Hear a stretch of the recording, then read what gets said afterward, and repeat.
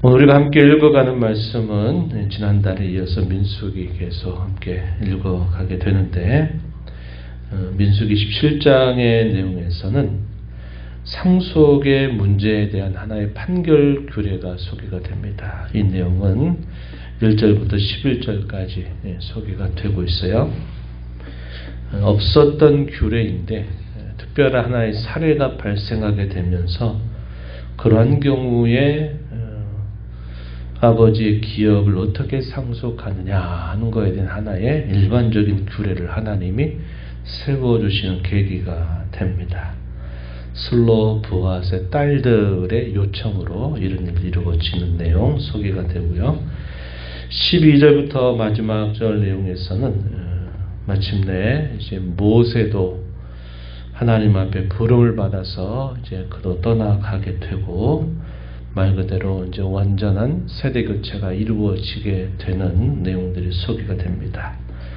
오랜 세월 동안 모세와 함께 하면서 또 하나님의 역사를 지켜보았던 여호수아가 이 모세의 뒤를 이어서 이스라엘 자손들을 약속의 땅으로 이끌어가게 된다는 그 내용들이 이제 후반부에 소개가 됩니다.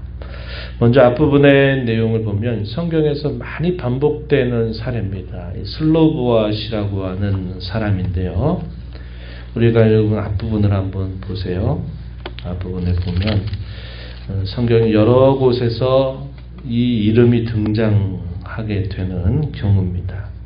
보시면 요셉의 아들 므낫세 종족들에게 므낫세 현손, 마길의 증손 길르앗의 손자 헤벨의 아들 슬로보앗. 슬로보앗이라고 하는 인물을 소개하는데 4대 전부터 쭉 소개합니다. 므낫세의 현손이면서 마길의 증손이면서 길르앗의 손자이면서 헤벨의 아들 슬로보앗. 아주 구체적인 소개가 이어지죠. 사실 슬로보앗보다 그의 딸들이 더 유명합니다. 그 딸들의 이름 한번 보세요. 말라, 노아, 호글라, 밀가, 디르사. 이 5명의 딸들입니다. 이들이 모세를 찾아옵니다. 찾아와서 물어요. 그리고 요청합니다. 3절 말씀해 보니까 아버지가 광야에서 죽었는데 여호와를 거슬러 모인 고라의 무리에 들지 아니했다. 자기의 죄로 인하여 죽었고 아들이 없다. 이렇게 고백하면서 아들이 없다고 그 아버지의 이름이 계속 이어지는 그 상속이 끊어지면 안 된다 하는 거죠. 우리는 딸들밖에 없는데 우리에게 그 기업이 있어야 되지 않느냐, 이러한 요청을 한 것입니다. 정당한 요구죠. 그래서 이것이 하나의 계기가 된 겁니다. 땅을 공정하게 분배하는 일, 그리고 지파의 통일성이 보존되기 위해서는 아들이 없다 하더라도 그 딸들에게 아버지의 기업이 상속되도록 해줘야 된다 하는 이 판결 규례가 세워지게 된 것입니다. 오늘날서는 뭐 당연한 거 아니냐 이렇게 우리가 생각하지만 고대 사회에서는 이 아들이 없다는 것은 대가 끊기는 아주 중요한 문제에 해당이 됐기 때문에 그러한 경우에 상속의 문제와도 직결이 됐던 겁니다. 그런데 이 슬로보앗은 아들이 없이 딸만 5이 있었어요. 그래서 하나님이 약속의 땅을 분배하는 그 중요한 원칙에 있어서 예외적인 사항에 해당되는 부분들이었습니다. 그래서 슬로보앗의 딸들이 요청한 것에 대하여 하나님께서 새로운 규례를 모세에게 말씀하여 이스라엘 자손들에게 들려주신 것입니다. 그 말씀하신 내용들 6절, 7절에서 쭉 11절까지 쭉 소개가 됩니다. 7절에 보면 슬로보앗의 딸들의 말이 오르니 너는 반드시 그의 아버지 형제 중에서 그들에게 기업을 주어 받게 하되 그의 아버지의 기업을 그들에게 돌릴지니라. 이 딸들에게 아들이 없다 하더라도 딸들에게 아버지의 기업을 물려주라, 이렇게 말씀을 하십니다. 그래서 일반적인 규례로 이것을 확대하시는데 8절에 보면은 사람이 죽고 만약에 아들이 없다면 그의 기업을 그의 딸에게 돌려라. 만약에 딸도 없다 그러면 그의 형제에게 주어라. 형제도 없다면 그의 기업을 아버지의 형제에게 주라. 아버지의 형제가 없다면 가장 가까운 친족에게 그것을 주어라. 그 땅이 그 궁극적인 소유주는 하나님이십니다. 모든 땅의 주인은 하나님이신데 하나님께서 각 지파에게 분배해 준 그 땅이 계속 보존되게 하게 하기 위해서 이러한 특별한 사안들이 있을 경우에는 이러한 우선순위를 따라서 그 땅을 분배받게 하셨다 하는 겁니다. 그래서 아들이 첫 번째, 아들이 없는 경우에 딸에게, 딸이 없으면 형제에게, 또 형제에게도 없다면 아버지의 형제에게, 그것도 안 된다면 가장 가까운 친족에게 그 땅이 상속되게 해서 그 땅이 그 지파 안에 보존되도록 하게 하셨다 하는 겁니다. 그래서 이러한 것을 다른 어떤 사람들이라도 이 부여된 땅을 빼앗지 못하도록 이렇게 하나님이 지켜주셨다 하는 것입니다. 이것이 하나님이 약속의 땅에서 사는 그들에게 주는 중요한 하나의 원칙이 되도록 세워주신 것이죠. 12절 이하로부터 23절 이르는 내용에서는 이제 세대가 온전히 바뀌게 되는 마지막 정점입니다. 우리가 민수기 10장 말씀을 통해서 미리암도 죽었죠. 아론도 죽었습니다. 그리고 모세는 여전히 하나님의 인도를 받아 그 백성들을 이끌고 있었습니다. 물론 이 미리암과 아론이 바뀌기 이전에 이미도 출애굽의 1세대들의 경우는 다 죽었던 사실들을 우리가 알고 있는 거죠. 여호수아 갈렙 외에는 20세 이상의 장정 중에 살아남은 사람이 아무도 없었습니다. 그래서 백성들의 세대 교체가 이루어지고 또 미리암도 아론도 또 죽으면서 그들의 세대가 끝나게 되고 죽지 않을 것처럼 보였던 모세마저도 이제 가나안 땅의 진군을 앞두고 이제 그도 하나님이 그를 불러가시게 되면서 완전한 세대 교체가 이루어지게 되는 모습을 우리가 확인할 수 있습니다. 모세는 자기에 주어졌던 모든 사명을 다 담당한 것입니다. 이스라엘 자손들을 애굽으로 이끌어냈던 일, 시내 산에서 하나님과 언약을 세워서 그들에게 하나님의 백성의 법을 하나님께 받아서 그들에게 전달했던 것, 중요한 성막의 규례를 받아서 성막을 세웠죠. 또 그 이스라엘 자손들을 40여 년 동안 광야를 함께 지나면서 그 광야 생활을 이끌었습니다. 그리고 마침내 약속의 땅 접경 지역인 이 모압 평지까지 모세가 이스라엘 자손들을 이끌어 왔어요. 파란만장한 삶을 산 것이죠.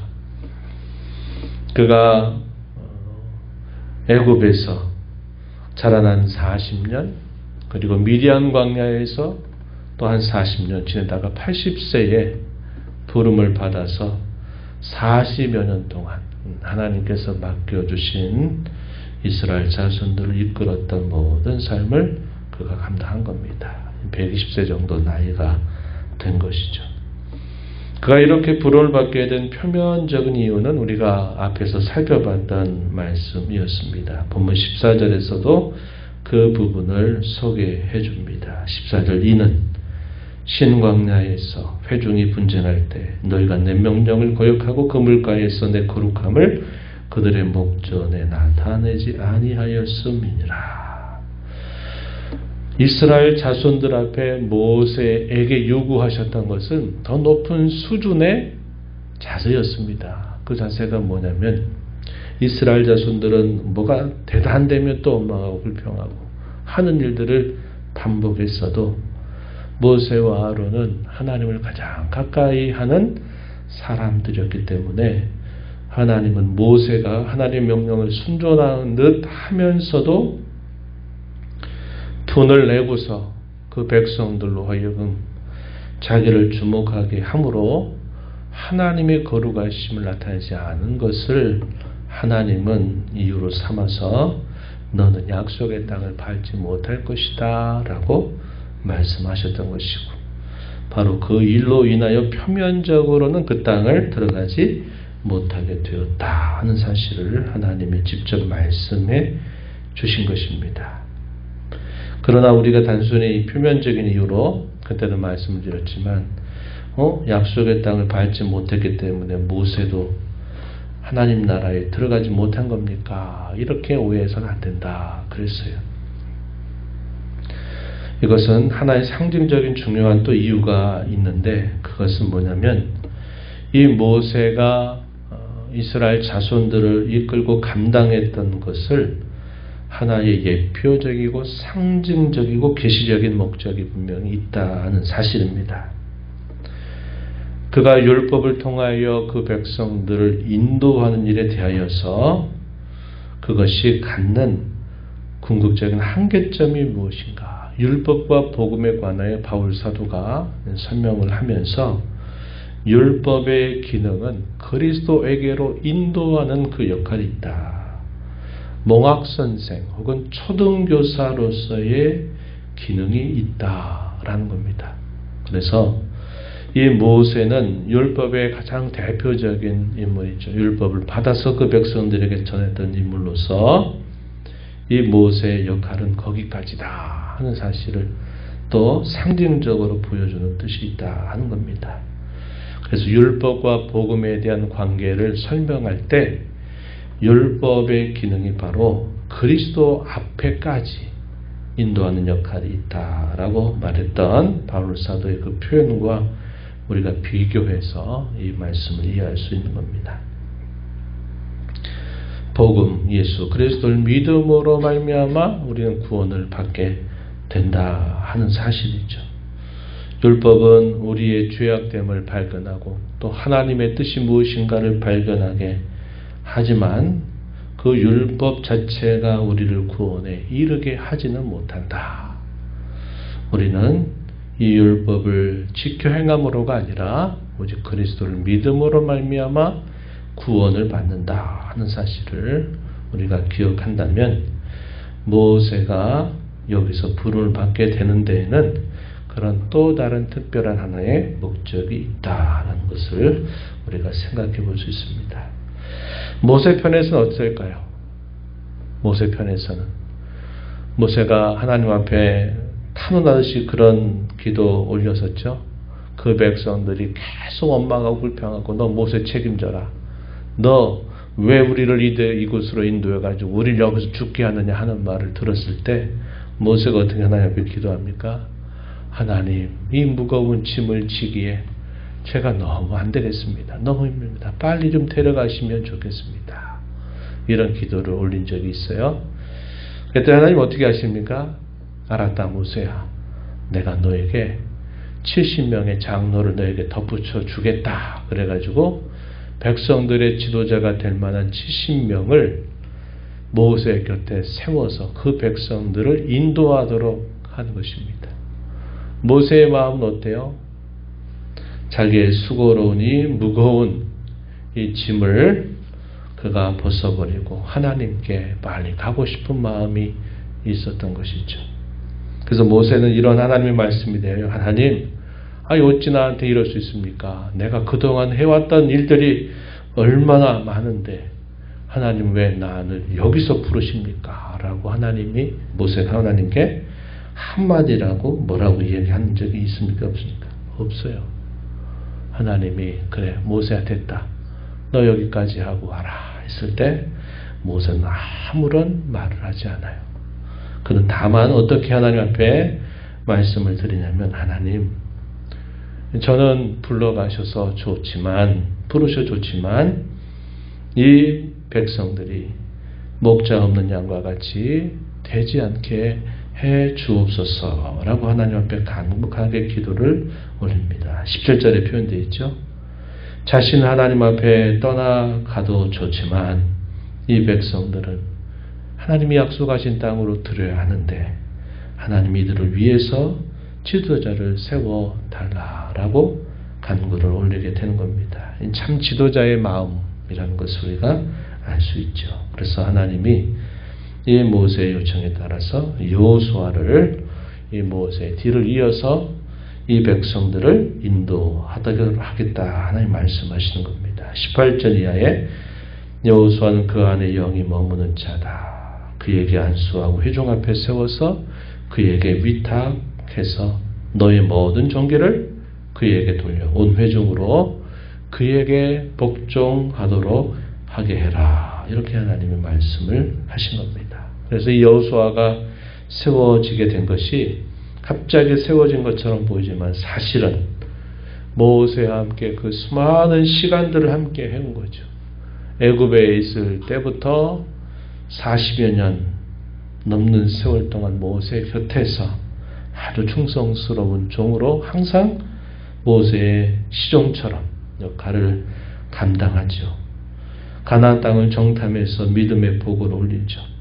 또 모든 과정에 아몰렉 민족들과 전투가 있을 때도 앞장서서 이 전투를 또 모세 곁에 수행하는 역할을 감당했습니다. 그래서 이 여호수아는 모세의 마음 또 그 백성들의 모습들을 오랜 세월 동안 지켜보면서 또 잘 연단받은 그런 사람이었습니다. 그래서 하나님이 이 여호수아를 모세의 뒤를 이어서 정식적인 전차를 밟아서 모세의 후계자로 이 여호수아를 세우시게 됩니다. 제사장 엘르아살과 동역을 하라 말씀하시고 마침내 이 여호수아를 백성 앞에 세우게 해서 그에게 주어진 또 다른 중요한 임무, 그 백성들을 약속의 땅으로 들여가시는 일을 감당케 하신 것입니다. 우리가 이 말씀을 보면서 공동체 내에서 중요한 일들, 대표적인 게 이치임이죠. 한 사람은 자기의 사명으로부터 떠나 부름을 받고 또 한 사람은 사명을 받게 되는 이 일들을 아주 모범적으로 처리해가는 모습을 우리가 살펴봅니다. 한국교회 내에서 앞선 지도자 또 그 뒤에 이어오는 사람 사이에 문제로 인해서 참 많은 진통을 겪는 일들이 있습니다. 이러한 일에 있어서 좋은 모범을 잘 보여주고 있다는 것을 우리가 확인하게 되고 세대 교체가 온전히 이루어지게 되는 그런 일들 속에서 감당해야 될 중요한 책임을 잘 지고 떠나간 모습을 통해서 우리 또한 우리에게 맡겨진 우리의 세대에 맡겨진 책임을 잘 감당하는 우리가 되어야겠다 하는 생각을 함께 하게 됩니다. 하나님은 세대가 바뀌어도 언제나 함께 하셔서 그분이 하신 약속을 온전히 이루어 주실 것입니다. 지나치게 미래에 대하여 우리가 염려하고 걱정할 필요는 없어요.